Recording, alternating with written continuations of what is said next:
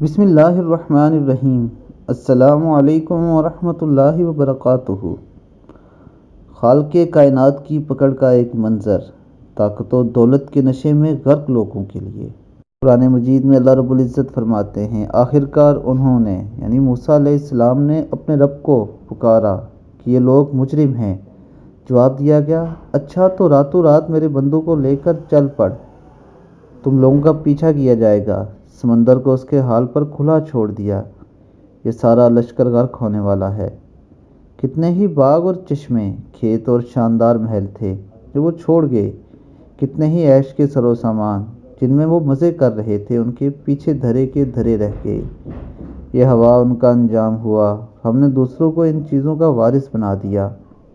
پھر نہ تو آسمان ان پر رویا نہ زمین، اور ذرا سی مہلت بھی ان کو نہ دی گئی۔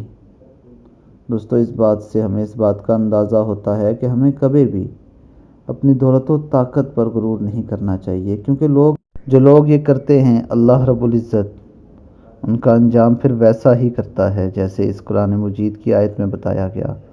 اللہ تعالی ہمیں دین اسلام پر چلنے کی توفیق عطا فرمائے۔ السلام علیکم ورحمۃ اللہ وبرکاتہ۔